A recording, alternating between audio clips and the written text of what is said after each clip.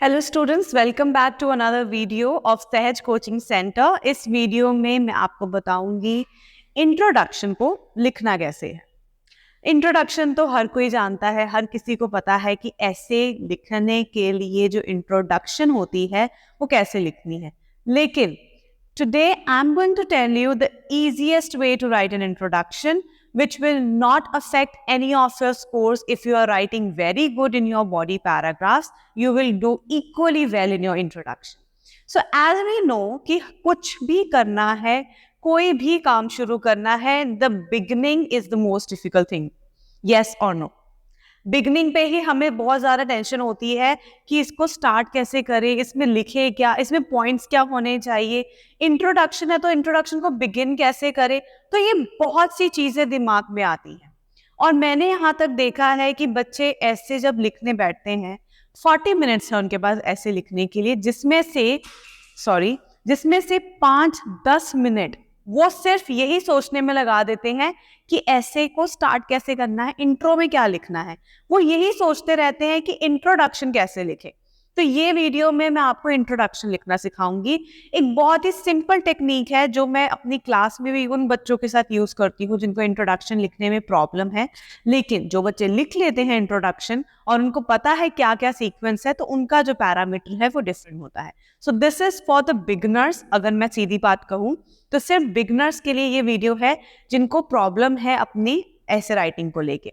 तो before beginning with the essay topic, let's read the title first. So यहाँ पे लिखा हुआ है, many people believe that individuals can do little to improve the environment. तो हमारे पास यहाँ पे बिलीव वर्ड आ गया तो पता चल गया कि व्यू पॉइंट है किनका, बहुत लोगों का। Many believe that individuals can do little to improve the environment, कि environment को बचाने के लिए जो individual है, जो एक single person है, वो बहुत थोड़ी सी help कर सकता है। Only, सिर्फ और सिर्फ government और large enterprises, government और जो बड़ी बड़ी companies हैं, सिर्फ वो ही जो है एक real difference लेके आ सकती हैं। तो ये पूरा जो हमारे पास स्टेटमेंट है, ये एक व्यू पॉइंट दिया गया है कुछ लोगों की तरफ से, बहुत सारे लोगों की तरफ से एक्चुअली, बिकॉज मैनी लिखा हुआ है। तो पहले तो हमें ऐसे को समझना है। ऐसे समझ आ गया। अब ये सोचना है कि ठीक है, यहाँ पे उन्होंने डिबेट तो नहीं कही है, ना ही उन्होंने ये कहा है कि एक डिसअप्रूवल है, ये एक बिलीफ है, एक सोच है। तो यहाँ पे हम बिगनिंग क्या करेंगे, मैनी बिलीव को हम क्या लिख सकते हैं, it is opined that, yes, so it is opined that, जो कईयों का ओपिनियन है, या फिर it is believed by many। Beginning हो गई। अब यहां मैं कर क्या रही हूं, if you can understand, I am actually paraphrasing the question statement. Paraphrase करने में दो तरीके होते हैं। पहला तरीका है कि आप सेम सेंटेंस स्ट्रक्चर में सिर्फ वर्ड्स को सिनोनिम के साथ चेंज करके अपने पैराग्राफ में लिख दीजिए, सेंटेंस को आप फ्रेम कर लीजिए।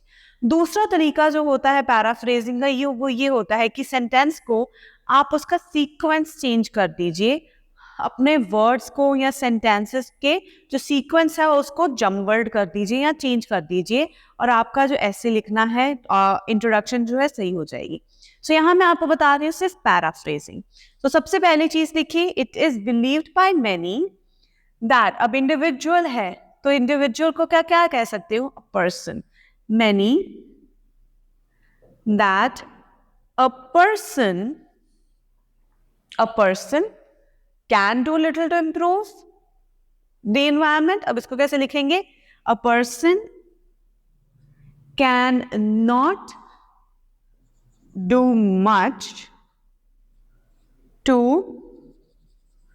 improve the environment। yes, अब यहां हमने सिर्फ ये वाली स्टेटमेंट को चेंज किया है। मैनी बिलीव को कर दिया, it is believed by many. Individual को a person, can do little to improve, तो यहाँ पे हमने कैन डू लिटिल को पूरा ही चेंज करके क्या लिख दिया, can not do much to improve the environment. अब यहाँ मैंने अपनी स्टेटमेंट खत्म नहीं कही है, उन्होंने कहा है फुल स्टॉप के बाद कि only government and large enterprises can make a difference. तो मैं यहाँ पे अपने स्टेटमेंट को क्या करूंगी, contradict. So I am going to add on full stop के बाद however जबकि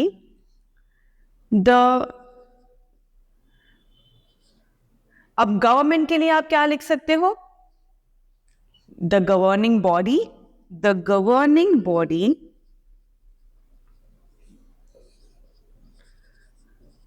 along with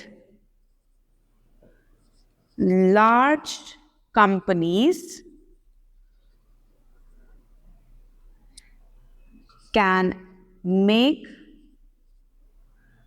a big difference. Full stop. अब यहां मैंने सिर्फ क्या किया, ये जो मेरा एक व्यू पॉइंट है इसको भी चेंज किया।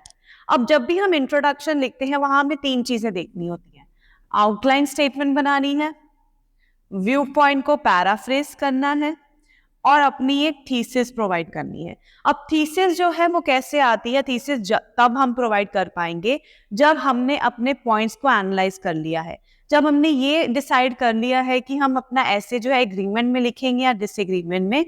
और यहाँ पे अगर हमारे पास जैसे कि उन्होंने टू व्हाट एक्सटेंट दिया हुआ है, एग्री और डिसएग्री, टू व्हाट एक्सटेंट है तो डेफिनेटली 70-30 ही लिखना है।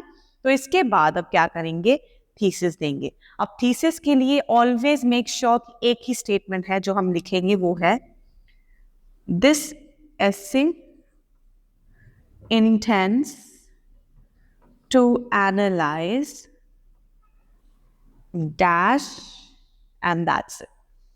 अब डैश में आप फिल कर लीजिए this essay intends to analyze my agreement, my disagreement, whatever you feel like. जो भी आपके पास पॉइंट्स है, जैसे भी आपके पास अपनी आउटलाइंस हैं, जैसे भी आपने अपने जो डिबेट की है, कुछ भी है, उसके बिहाफ पे आप अपने ऐसे की थीसिस लिखेंगे। अब इससे सिंपल आपने अगर इंट्रोडक्शन लिखनी है तो I don't know there's any other simplest way of writing. इससे इजी आप इंट्रोडक्शन नहीं लिख सकते हो। आपने सिर्फ व्यू पॉइंट को पैराफ्रेज करके लिख देना है, there's nothing apart from that. सिर्फ अपनी इंट्रोडक्शन को पैराफ्रेज कीजिए, सिर्फ क्वेश्चन को आप पैराफ्रेज कर लीजिए, सिनोनिम्स यूज कर लीजिए, that's it, your introduction is framed. Basically the thing जो हम पहले सोचते थे या पहले कहा जाता था बाय मैनी कि जब भी आप अपनी ऐसे लिखने बैठ रहे हो, इंट्रोडक्शन स्ट्रॉन्ग बना लो, इंट्रोडक्शन को बहुत अच्छा लिख दो तो आपका जो एग्जामिनर वो इम्प्रेस हो जाएगा। But those are the things of bygone days I would say. अब इस प्रेजेंट सिनारियो क्या चल रहा है कि एग्जामिनर को आपके बॉडी पैराग्राफ्स भी अच्छे चाहिए। The examiner wants you to write a good body paragraph जिसमें आपने जो पॉइंट्स हैं वो वैलिड दिए हैं और आपके जो सीक्वेंस है वो अच्छा है। सिर्फ इंट्रोडक्शन अच्छे लिखने से आपको स्कोर नहीं मिलेगा। इंट्रोडक्शन को सिंपल लिख लीजिए, लेकिन जितनी भी वोकैबुलरी यूज करनी है, जितने भी आपने कनेक्टर्स अच्छे यूज करने हैं या आपने ग्रामेटिकल टूल्स यूज करने हैं, आपने सेंटेंस स्ट्रक्चर्स यूज करने हैं, वो आप बॉडी पैराग्राफ में यूज कीजिए, क्योंकि बॉडी पैराग्राफ ही आपकी जो है रिफ्लेक्ट करेंगी आपकी इंटेलेक्ट थॉट्स को और आपकी थिंकिंग को। So if you really like this video, click that like button, subscribe to the channel if you're new to this, and share it with your fellow friends. Thank you so much for watching.